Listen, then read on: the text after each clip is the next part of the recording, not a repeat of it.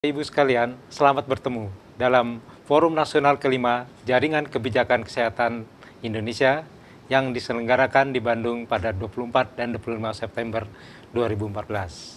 Saya Dwi Handono Sulistyo, dalam kesempatan ini mengajak Bapak Ibu sekalian untuk berdiskusi bersama terkait dengan paparan tentang Sister Hospital NTT. Bapak Ibu sekalian, sejak tahun 2010 telah diselenggarakan program Sister Hospital NTT, di mana dalam program tersebut kita melibatkan ada awalnya 5 rumah sakit, bahkan 6 rumah sakit besar di Indonesia untuk kita ajak bersama membimbing dan membina 6 rumah sakit umum daerah di NTT.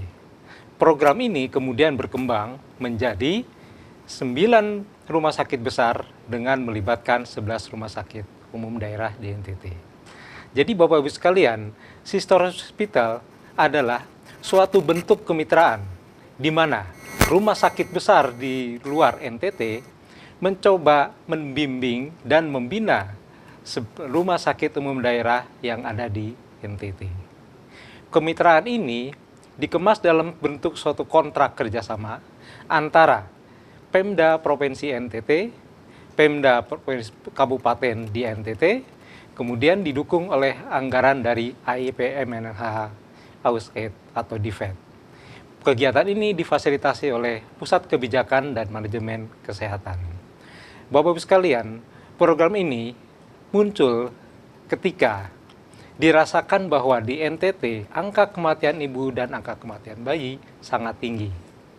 Salah satu kunci permasalahannya adalah tidak adanya pelayanan ponek 24 jam di rumah sakit.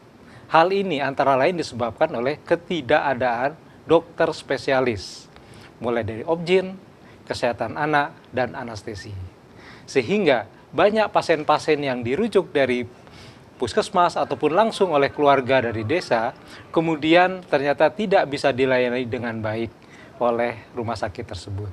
Bapak Ibu sekalian, dalam program Sister Hospital NTT ada 2 kegiatan utama. Pertama adalah kegiatan kontrak pelayanan klinik dan pendampingan rumah sakit umum daerah. Kedua adalah kegiatan pengiriman pendidikan dokter spesialis.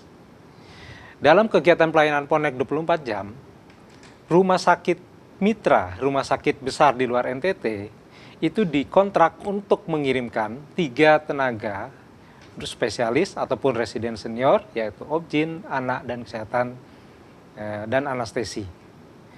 Kemudian mereka dilengkapi juga tenaga-tenaga penunjang lainnya. Tim ini bertugas untuk memberikan pelayanan ponek 24 jam dan memberikan capacity building bagi tenaga rumah sakit setempat.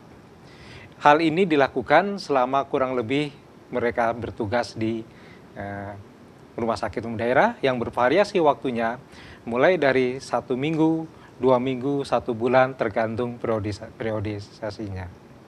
Adapun kegiatan lainnya Bapak Ibu sekalian, selain kegiatan tersebut adalah kegiatan yang kita kenal dengan Performance and Management Leadership atau PML.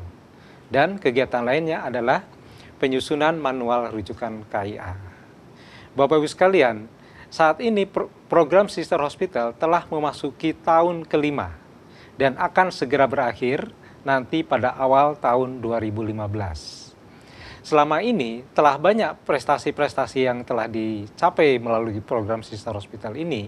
Antara lain, secara keseluruhan kita bisa melihat bahwa persentase kematian ibu terhadap total persalinan di rumah sakit menurun. Persentase kematian neonatal terhadap total persalinan neonatal di rumah sakit juga menurun.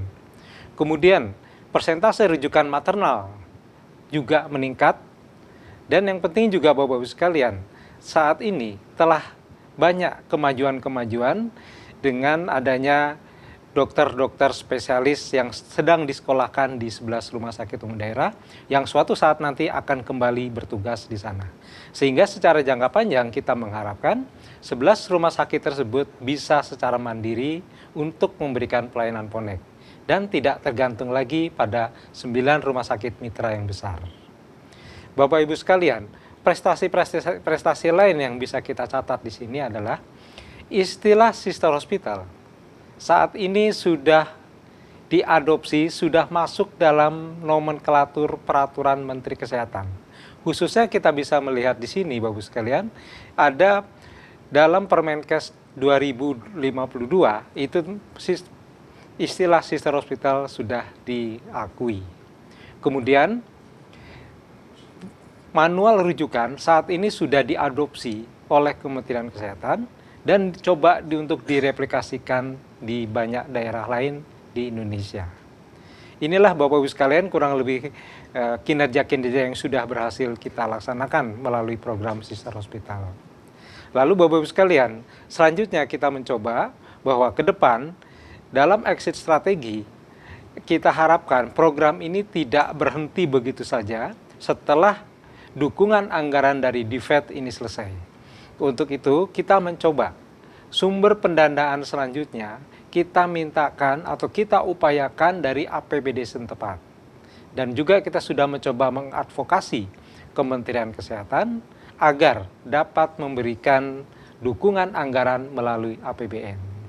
Dengan dukungan sumber dana baru ini, kita harapkan program Sister Hospital NTT ini bisa terus berjalan sampai nanti mereka semua bisa dapat mandiri. Demikian Bapak Ibu sekalian, gambaran umum program Sister Hospital NTT yang telah diselenggarakan sampai detik ini dan akan segera berakhir pada awal tahun 2015. Banyak pelajaran-pelajaran yang bisa kita peroleh di sini, sehingga mungkin Bapak Ibu sekalian tertarik untuk mereplikasikannya di tempat masing-masing. Sebagai gambaran pembiayaan untuk kegiatan ini adalah 1,5 sampai 2 M untuk rumah sakit mitra. Ini tentu biaya yang cukup besar, tapi bagi daerah-daerah yang mampu tentu hal ini bisa dicarikan sumber pembiayaannya. Atau bagi daerah yang kurang mampu bisa mencari atau dukungan anggaran dari donor agensi. Baik Bapak-Ibu sekalian, demikian sekilas pandang tentang program Sister Hospital NTT. Kami berharap Bapak-Ibu sekalian, program ini bisa juga diterapkan di wilayah manapun di seluruh Indonesia. Dengan pertimbangan bahwa melalui program ini, kematian ibu dan bayi bisa kita turunkan dan kemajuan-kemajuan lainnya bisa kita capai.